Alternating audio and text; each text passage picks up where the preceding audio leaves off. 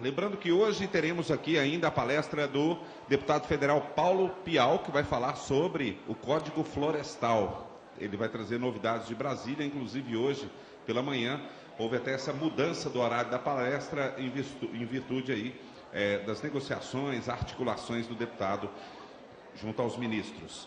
Bom, pronto aí? Obrigado. Vamos agora para o debate. Primeiramente, eu gostaria de convidar aqui os componentes da mesa e depois o mediador do debate. Primeiramente, Fernando Costa Faria, que é engenheiro agrônomo e consultor. Está chegando. Também convidamos o professor doutor Luiz Antônio Lima, da Universidade Federal de Lavras, que acabou de fazer a palestra agora.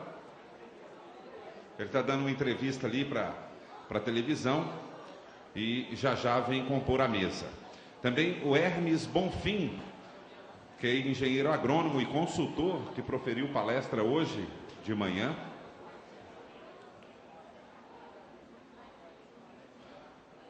Convidamos também o doutor Paulo Romano, que é o secretário adjunto da Secretaria de Agricultura de Minas Gerais, para compor a mesa para esse debate.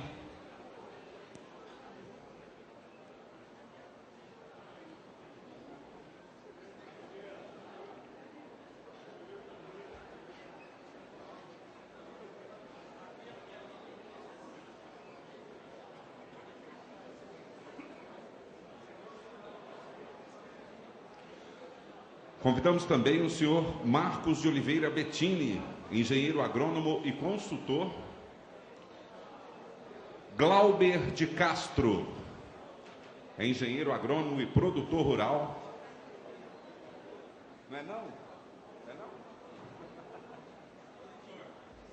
Engenheiro agrônomo e produtor. O rural é por minha conta.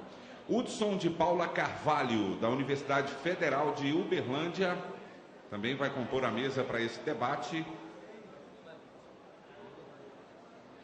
E o mediador, que é o Rodrigo Ticli, engenheiro agrônomo, membro da Capal Educampo, para mediar o debate. E daqui a pouco, assim que acabar a entrevista, o Luiz Antônio Lima, da Universidade Federal de Lavras, que acabou de proferir a palestra, vem também para compor a mesa desse debate.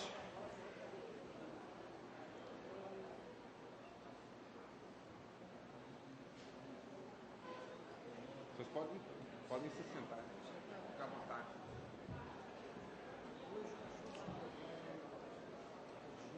Vamos lá, professor Luiz, por favor, também aqui compor a mesa. Luiz Antônio Lima.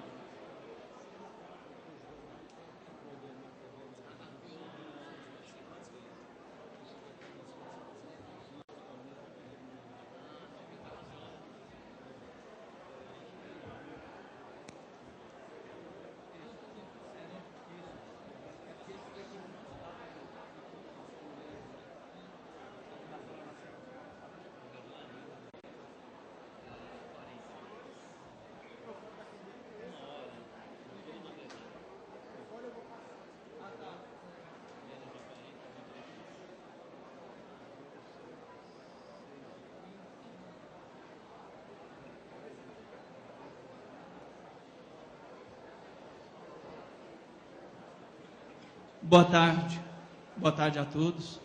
Todo mundo relaxado, né? Bom, me delegaram a função de mediar essa mesa. Nós vamos fazer da seguinte maneira. Primeiramente eu vou apresentar os componentes da mesa. Depois vou fazer algumas considerações. Vamos abrir o espaço para os debatedores. E por último a gente vai atender as perguntas. E o André vai passar o microfone para quem tiver o interesse de fazer pergunta no final, não é isso, André? Tá bom, então vamos lá. Houve uma mudança aqui na composição da mesa e me perdoam os componentes se eu deixar de citar alguns de vocês. Bom, hoje cedo houve a palestra do Hermes Bonfim, que substituiu o professor Everardo Mantovani muito brilhantemente. Ele é engenheiro agrônomo com mestrado em engenharia agrícola pela UFV e consultor da IRG. A palestra foi resultado prático da gestão da irrigação do cafeeiro. E ele realmente mostrou resultados práticos, né? Esses resultados práticos podem ser utilizados, né? Mostrou também algumas reduções de custos, como também podem ser questionados pelos mais entendidos, né? Os componentes da mesa também. Nós tivemos agora a palestra do professor Luiz Antônio Lima, da UFLA, com mestrado e PhD na Califórnia, né? Ele possui 20 anos em pesquisa na cafeicultura, com enfoque em irrigação. E a palestra dele, como vocês viram, foi Novidades do Gotejamento para a Cultura do Café. O professor é também membro da Câmara Científica da FAPEMIG. Tivemos também a palestra do senhor, né? Deixa eu só um momento, só para pegar o título, professor. Isso. A palestra Plano de Agricultura Irrigada para Minas Gerais, exemplo a ser seguido, né, pelo Dr. Paulo Romano.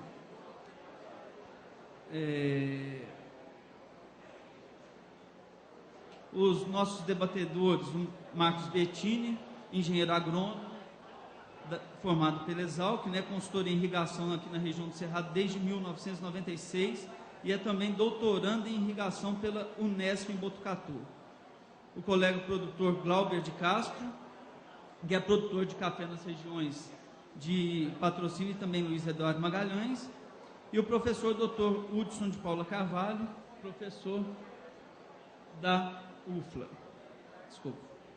E o senhor, na hora que o senhor for fazer suas considerações, o senhor se apresente da UFLA, perdão, da UFLA de Uberlândia.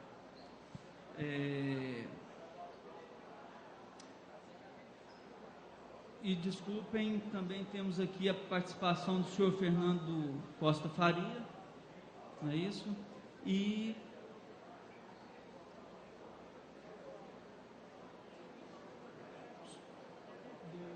pronto. Vamos lá. Mudanças, acontecem essas coisas, não é isso? Eu queria ressaltar a fala do professor Elvésio Saturnino de Cedo, né? Ele citou a necessidade do trabalho persistente da pesquisa, como também da inteligência para a gestão dos recursos hídricos, só para a gente começar a discutir aqui. Bom, meu nome já foi falado, eu chamo Rodrigo Tico Ferreira, sou consultor do projeto Educampo Café em Araxá, numa parceria da Capal com o Sebrae. E para quem não conhece, o projeto Educampo Café é um projeto de gerenciamento e assistência técnica a propriedades de café.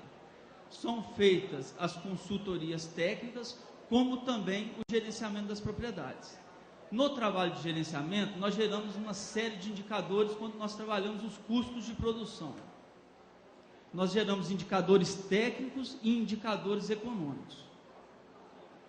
Dentre os indicadores técnicos, o indicador que está mais correlacionado à rentabilidade da atividade é, sem dúvida nenhuma, a produtividade.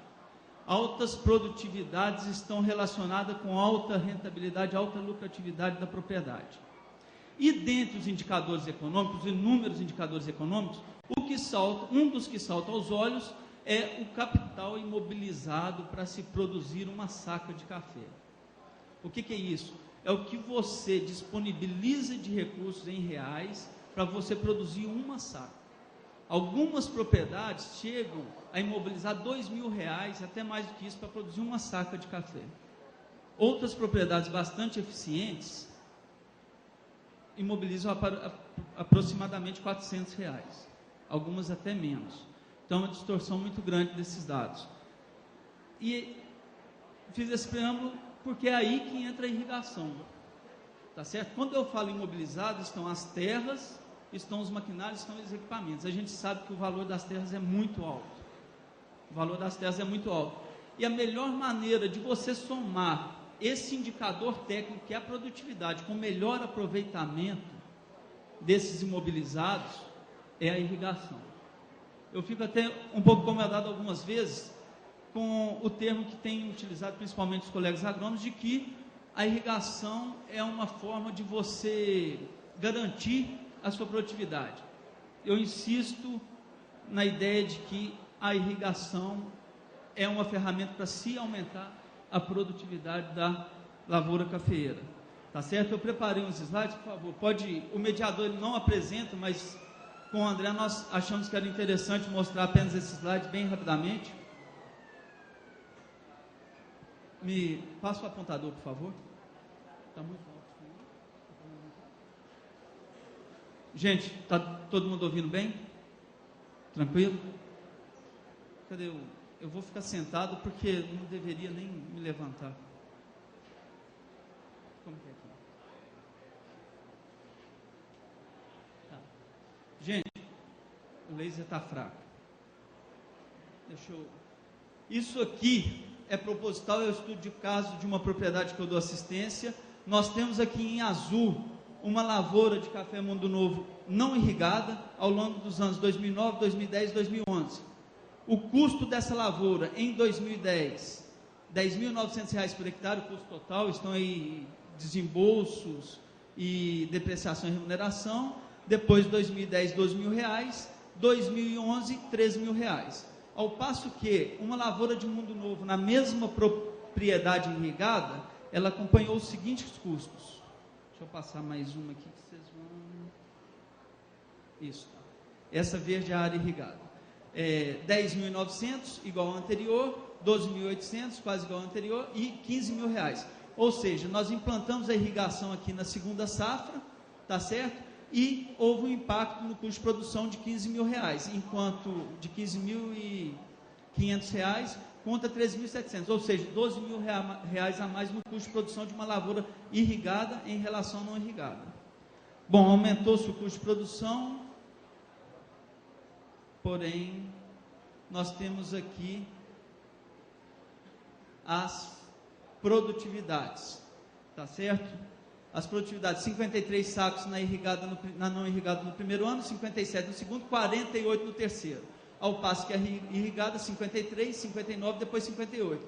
Então, atenção aqui para o aumento da produtividade mesmo na área irrigada, 58 sacos contra 48,61 da não irrigada, e uma diminuição da bienalidade aqui na lavoura, tá certo? Vamos lá. E aqui os indicadores que eu falei. Primeiro, citei a produtividade e depois a evolução do estoque de capital empatado por saca. Ou seja, na lavoura não irrigada, um estoque de R$ 638 empatado por saco de café produzido.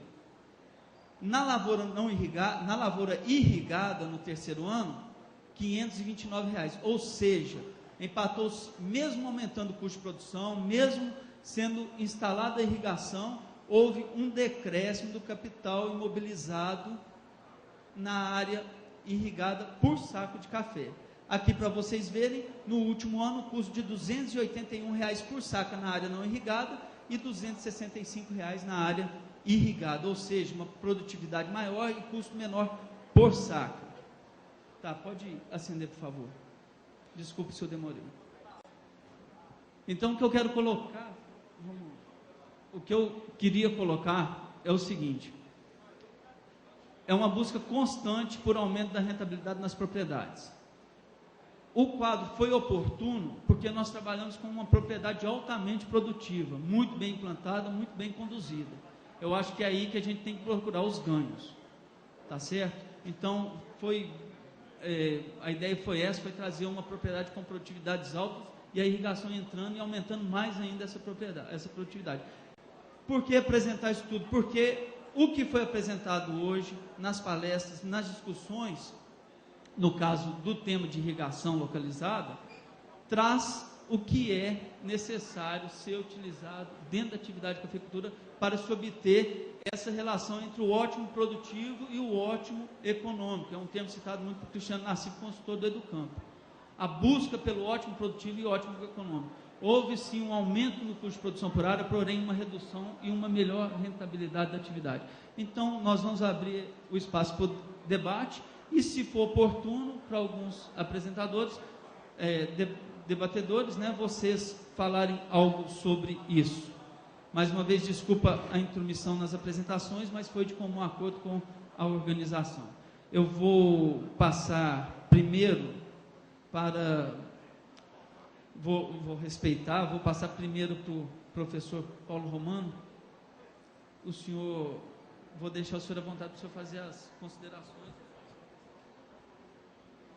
Bom, eu estava entendendo que nós íamos já direto receber perguntas, e acho que esse é o sentido do debate, e eu considero, e resumo, o que eu quis deixar aqui, é a mensagem de que nós vivemos realidade mutante, realidade complexa. A única certeza que nós temos de tudo, como de resto, isso faz parte da vida, da dinâmica da vida, é que as mudanças estão sempre presentes. Só que no mundo de hoje, as mudanças cobram muito, de maneira muito rápida, de maneira muito contundente, trazem um desassossego na vida, é o que o agricultor, de um modo geral, no Brasil, vê acossado por todo lado. Mas nós temos inteligência, capacidade, e, na minha opinião, nós temos que ter um maior esforço de organização, de buscar soluções coletivas, seja no amplo plano político, seja no plano político estadual, regional, e no nosso, vamos chamar, microcosmo, das microbacias, das pequenas bacias. É isso que o Plano Diretor de Agricultura Irrigada propõe quando fala de território, e é isso que nós já começamos a exercitar, estamos exatamente no momento do começo, e dizer o seguinte: vamos assumir o conceito e a busca efetiva da sustentabilidade, entendendo o ambiental, o econômico e social, para a gente sair dessa condição de reféns de uma agenda ambiental exclusiva posta sobre nós. Então, é a visão do conjunto, é a visão do agricultor como o gestor, como o protagonista, ele e as suas instituições, porque só assim o governo poderá ter mais efetividade no atendimento. O que eu vejo é o seguinte: é fantástico, eu venho aqui quase todo ano, o crescimento da nossa capacidade na área de produção, na área de tecnologia, na área de inovação, ele é fantástico. Em alguns pontos ele está superior ao que se tem no mundo. Café não tem nem que falar, porque nós temos obrigação de ter liderança. Mas eu digo, falando dos outros segmentos, então, é esse exercício de fazermos juntos, governo e produtores. E eu estou à disposição no caso de pergunta. Obrigado, professor. Eu vou passar para o Fernando Costa Faria, que é engenheiro agrônomo consultor, para você fique à vontade para fazer as considerações a respeito da apresentação do professor Paulo. Muito boa tarde a todos. É uma satisfação poder participar com os demais debatedores desse evento.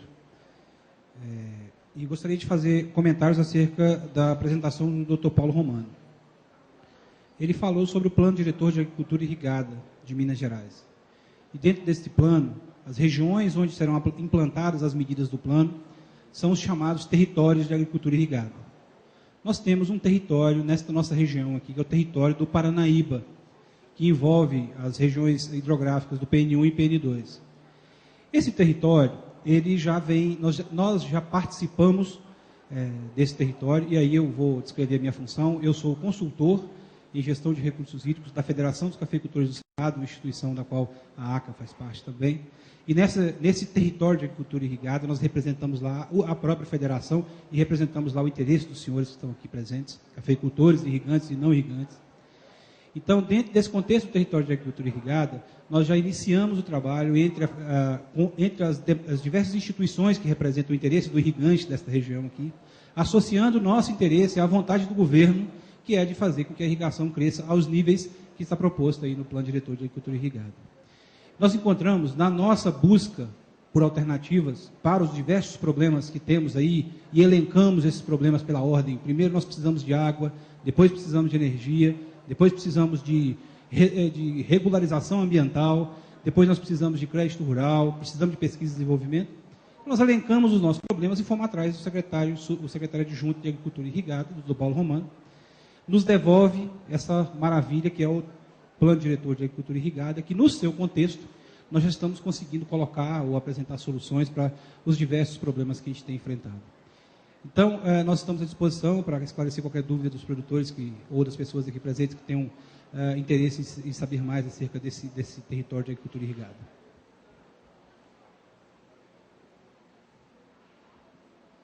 Logo nós vamos abrir espaço para as perguntas em relação à palestra do professor Paulo.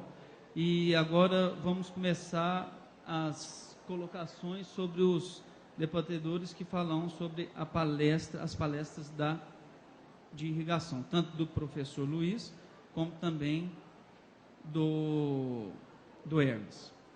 Eu vou passar primeiro a palavra para o Marcos Bettini, e você fica à vontade, e qualquer coisa, eu estou aqui, te seguro. Boa tarde a todos. É uma satisfação enorme ver um público tão grande, tão atento e tão diverso. Ontem o colega elogiou os palestrantes, achei muito bonito, mas eu acho que é importante elogiar também o público, porque é uma delícia estar nessa casa, é um orgulho para qualquer um poder estar se expondo e poder estar colocando as suas ideias para um público tão fiel, as caras muito conhecidas depois de 18 anos, 17, 18 anos, e o quanto avançou a irrigação no café e o quanto essa feira representa na agricultura irrigada brasileira e, quiçá, mundial. O André Fernandes me pediu para estimular o debate, para que o público se anime, e o debate enriquece, porque faz todos pensarmos melhor. Então, para o colega Hermes, a pergunta para provocar primeiro um elogio, porque quando fala de gestão melhora a ideia do manejo, e lembro aos cafeicultores que se certificam, que as certificadoras estão pedindo que o manejo da irrigação seja controlado, seja bem gerido, porque isso é uma garantia de que essa água e a produção do café atende aos requisitos de tais certificadoras. E a questão sempre partindo de um plano de gestão em que usa o clima, a estação meteorológica e os meios de informática para ajudar o agricultor a controlar melhor a irrigação e racionalizar o uso da água e da energia, reduzir os custos, como fazer esse método climático de estimativas algo mais preciso, algo mais acurado para uma irrigação um pouco mais detalhada e sofisticada como o gotejamento? Boa tarde. Nessa questão especial de você fazer uma aferição mais precisa de como está ocorrendo o balanço hídrico, pelo método que a gente faz, que é baseado em dados climáticos, nós utilizamos de testes de aferição de umidade do solo, que são realizados por padrão de estufa. Na cafeicultura é realmente mais tranquilo você trabalhar dessa forma, porque você tem uns coeficientes mais determinados e mais estudados, até pela própria pesquisa que ocorre no café durante mais de 10 anos. O maior problema que encontramos é realmente no período chuvoso. Por quê? No período seco, você tem uma caixa de umidade do solo determinada, e as raízes não extrapolam muito esses limites. No período chuvoso ocorre diferente. No período chuvoso, elas começam a se expandir e ter um volume de solo maior para aproveitar essa água. O que geralmente ocorre?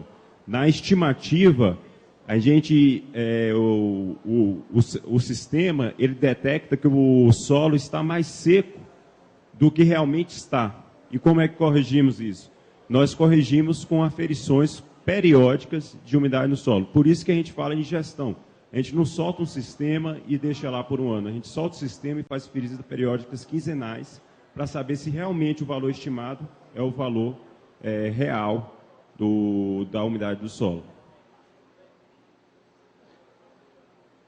Eu acho bastante importante o que ele comentou, porque quando o Hermes comenta a importância da aferição com dados de solo, Isso pressupõe a nós agrônomos, nós agricultores, que o técnico que vai cuidar da gestão e que vai cuidar do manejo de irrigação precisa ir a campo. A estimativa que a estação e que a recomendação chega no computador precisa ser checada com inspeções e acompanhamento de campo. A agronomia ocorre no campo. Essa é o alerta, a lembrança que a gente precisa falar sobre esse assunto. Eu não sei se eu devo continuar ou passo a palavra. Então, eu ia perguntar agora para o professor Luiz Lima.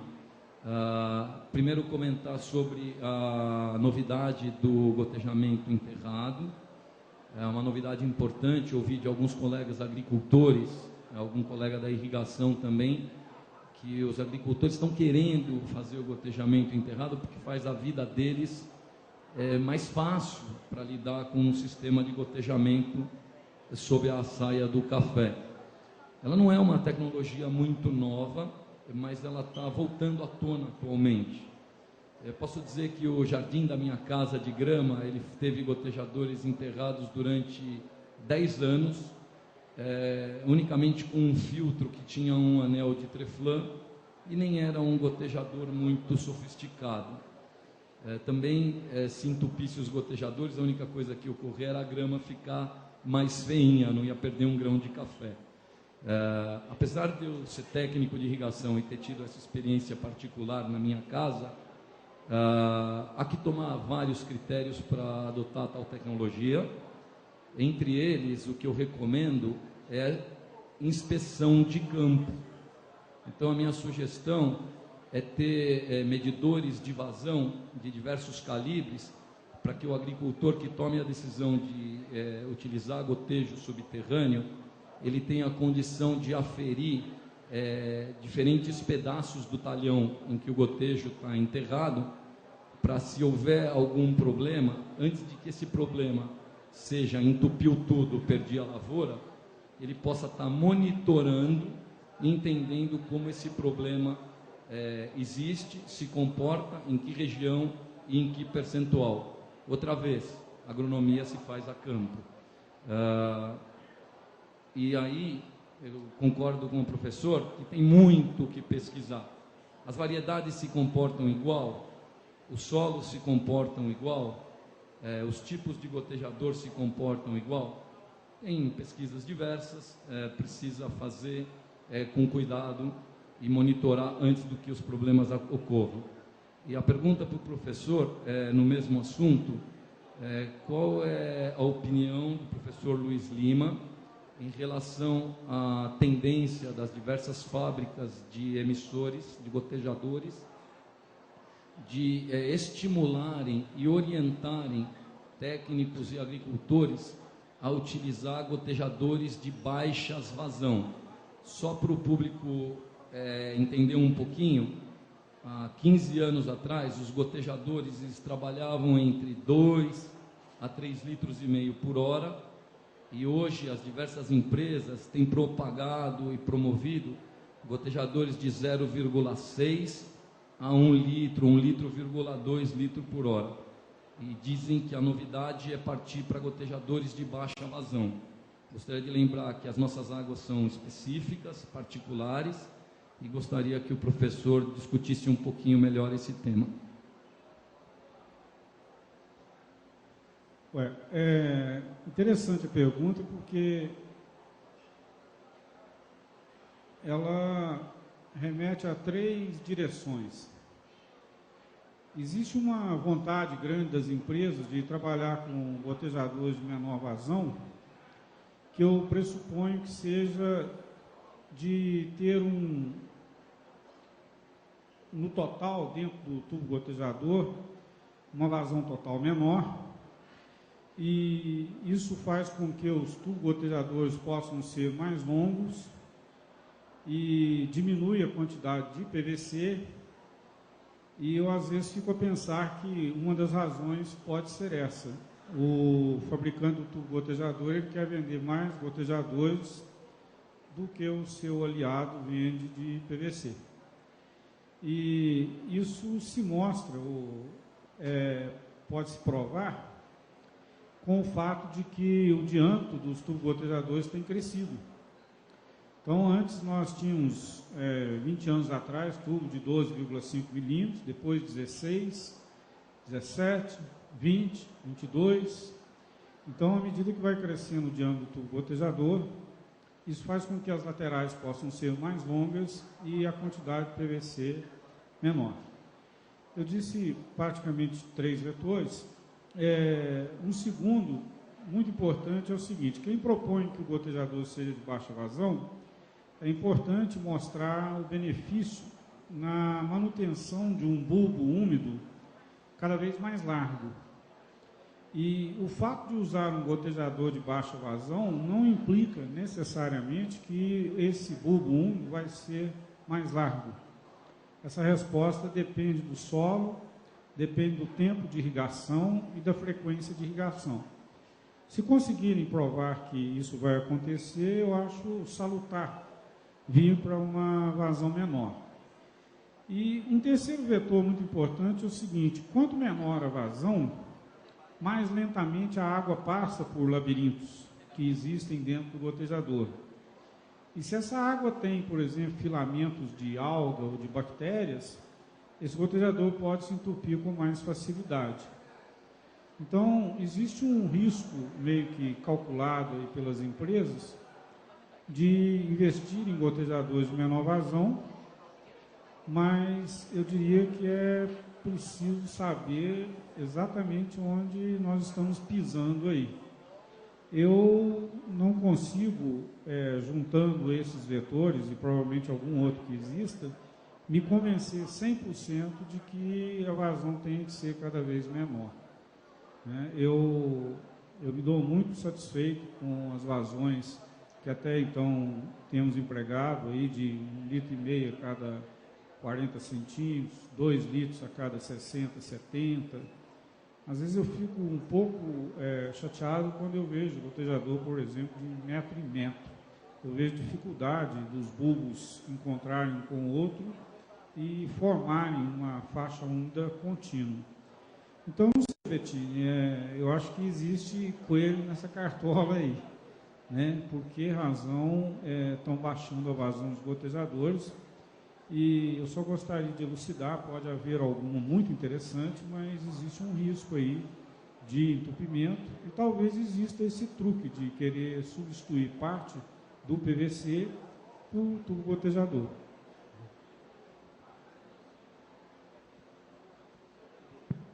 Eu concordo, Luiz Lima, eu me preocupo. A pergunta não era sem esperar uma resposta parecida como a que você deu.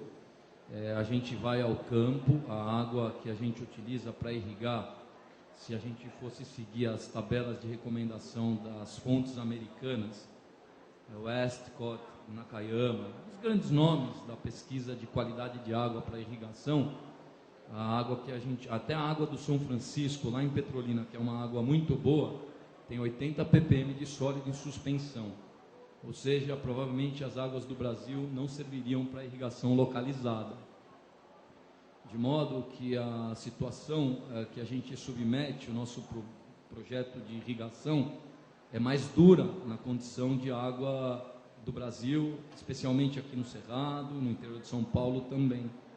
De modo que as vazões menores têm trazido maior exigência em termos de tratamento de água, maior exigência em termos de qualidade de filtragem, maior problema em termos de durabilidade e de obstrução e dos gotejadores, e depois maior problema para o agricultor e para os técnicos das fazendas para dar manutenção, para limpar os sistemas e para conviver com os problemas.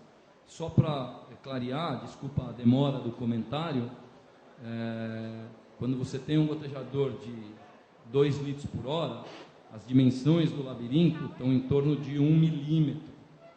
Quando você tem um gotejador de 1/3 dessa vazão, 0,6 litros por hora, as dimensões do labirinto, elas passam a ser muitas vezes menores do que 0,5 milímetro. E isso aumenta bastante o risco de obstrução. Eu vou passar A palavra agora para o Glauber.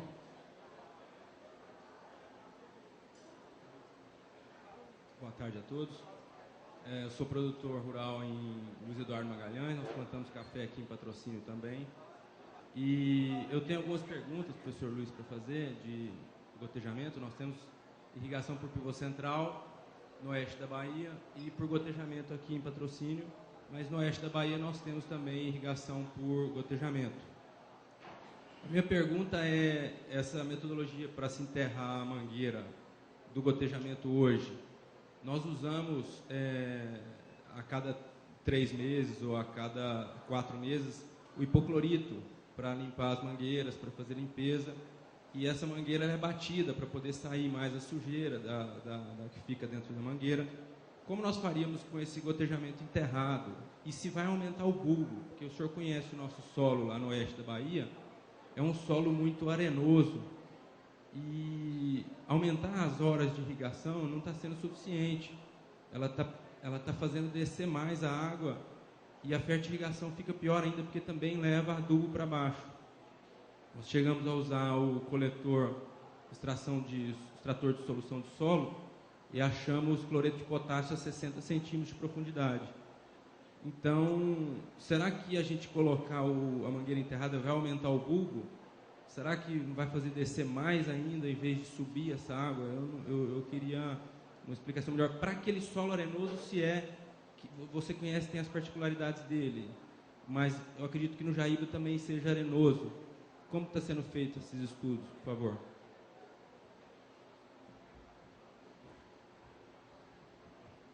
Essa pergunta é boa. Aliás, eu vou ficar de pé aqui, que eu estou escondido aqui. Eu só acho que tem um gravador respondendo.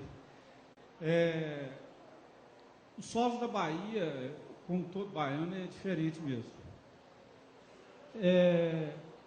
O Glauco escreveu que é um solo arenoso, mas, por incrível que pareça, a superfície dele chega a ser de baixa permeabilidade.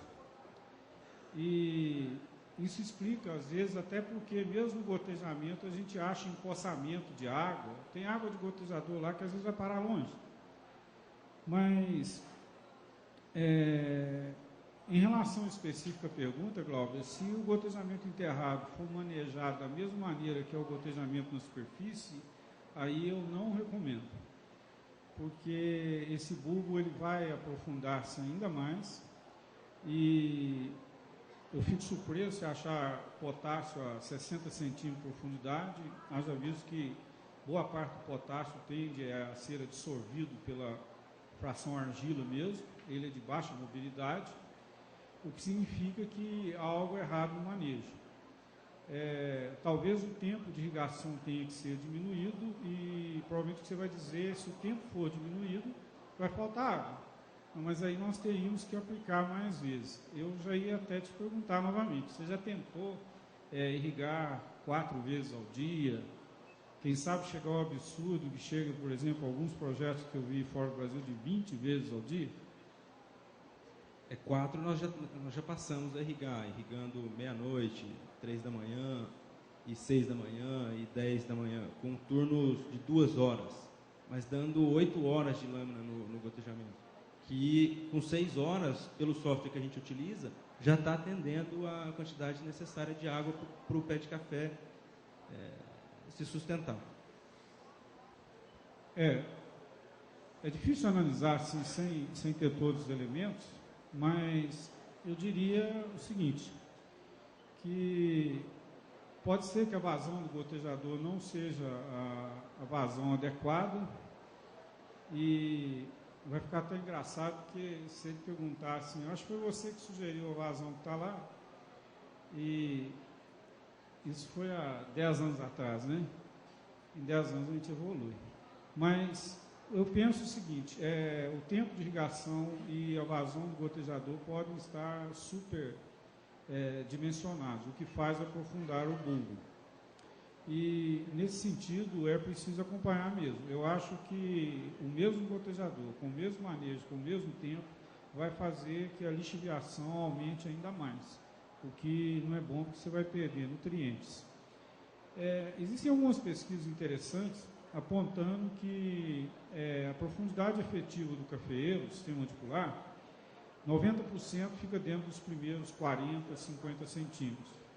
Mas já existem alguns trabalhos mostrando que o solo bem nutrido, mesmo em camadas mais profundas, e esses trabalhos vêm até do pessoal do gesso, mostra que o sistema radicular pode ser mais agressivo.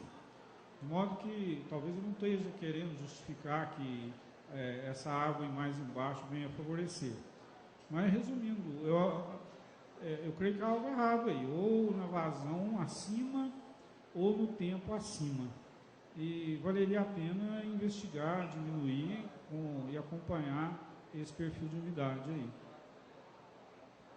Tá ok, Luiz, obrigado. De qualquer forma, o gotejo está lá implantado há 10 anos sim, está com média de produtividade de 51 sacos por hectare, que eu acredito ser uma boa média. Os pivôs que nós temos tem uma média um pouco acima dessa. A região tem 90 mil hectares de área irrigada. Desses 90 mil, 15.300 são café. E eu acredito que não ultrapassa 1.000 hectares de gotejo na região, ou 1.300 por aí, pode ser que tenha. Talvez não cresça tanto o gotejamento por lá devido ao solo arenoso, mas tem pessoas que falam, poxa, mas se irriga com gotejamento em Israel, por que em Luiz Eduardo Magalhães não vai ter sucesso? Tem que ter, talvez está alguma coisa ligada assim ao manejo, Luiz. Né? Eram essas minhas considerações e minha pergunta está bem atendida. Isso. Por último, vamos ouvir o professor Dr. Hudson de Paula, da UF. Fique à vontade, professor. Boa tarde a todos. Eu acho que eu poderia contribuir mais se houvesse a outra palestra, né, mais voltada para a gestão da água, do café, que é o que a gente tem trabalhado mais aqui na Universidade Federal de Uberlândia. A gente tem trabalhado mais com a parte de lisímetro, essa questão de gestão da água na bacia hidrográfica aqui do Rio Araguari, e talvez a contribuição seria maior nesse sentido. Mas também pode vir alguma pergunta da plateia, a gente pode tentar, né, na medida do possível, tentar ajudar a responder. Mas também para enriquecer a discussão, eu vou fazer na verdade não é bem uma pergunta, é solicitando que o professor Luiz Lima ele comente um pouquinho sobre o gotejador enterrado com relação à fertirrigação. Se tem tido problemas quando se faz a fertirrigação em gotejadores enterrados, né? Essa pergunta é muito boa, porque nós, quando enterramos um gotejador, existe água que sobe, existe água que desce. E a água, se ela tem fertilizantes dissolvidos, quando chega na superfície, o que nós observamos é uma tendência de evaporar, obviamente, só água. Sal, que é o adubo propriamente dito, não evapora. De modo que é comum para aqueles que fazem um manejo não muito correto, observar uma maior salinização na superfície do solo. Esse problema já foi identificado em muitas culturas, inclusive em árvores, e não há muita preocupação em relação, porque as raízes elas se concentram mais em profundidades maiores, elas não se limitam a crescer somente ali nos poucos milímetros da superfície. E, nesse sentido, a planta desenvolve-se bem e não há problema algum. O que nós percebemos foi naqueles projetos onde é muito irrigado, irriga em excesso mesmo, que falta oxigênio em camadas de 20 centímetros de profundidade, 30 ou 40. E na medida que falta oxigênio, as raízes elas evitam crescer nesse ambiente. Elas buscam um lugar onde há mais oxigênio. E nesse sentido, existe uma tendência muito forte das raízes se concentrarem próximo da superfície. E à medida que isso acontece, coloca em risco a própria planta. O cafeeiro, por exemplo, fica fácil até de arrancar com a mão. E tomba muito. Isso não é só do cafeeiro, as plantas em geral, elas exibem esse sintoma quando há excesso de água. Então, o que eu quero dizer é o seguinte: se houver excesso de água e restringir com que essas raízes possam sobreviver somente próximo da superfície, elas correm o risco de encarar um ambiente mais salino. Nós já avaliamos a tolerância do cafeeiro à salinidade.